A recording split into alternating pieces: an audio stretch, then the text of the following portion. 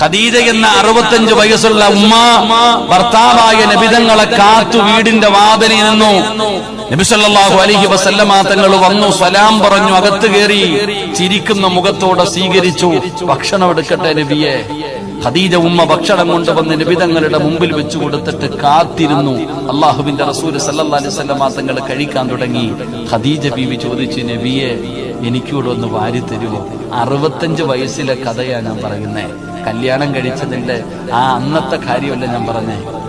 ഖദീജ ബീബി ചോദിച്ചു, എനിക്ക് വാരി തരുമോ നബിയെ? പിന്നെന്താ ഖദീജ? അള്ളാന്റെ റസൂൽ സല്ലല്ലാഹു അലൈഹി വസല്ലമ തങ്ങൾ ഖദീജ ബീബിക്ക് ഭക്ഷണം വാരി കൊടുത്തു. ഞാനും വാരിത്തരട്ടെ നബിയെ. ഇതാ പെങ്ങളെ, അല്ലാതെ ഒരു ഐസ്ക്രീം വെച്ചിട്ട് 2 സ്പൂൺ ഇട്ട് പരസ്പരം നക്കുന്നതിലല്ല സ്നേഹം. അത് അഭിനയം, അത് അഭിനയം, അത് നാട്ടുകാര് കാണാൻ. 65 വയസ്സുള്ള ഖദീജ ബീബി റളിയല്ലാഹു തആല ചോദിച്ചു, ഞാൻ വാരിത്തരട്ടെ നബി? നീ ജീവിതത്തിൽ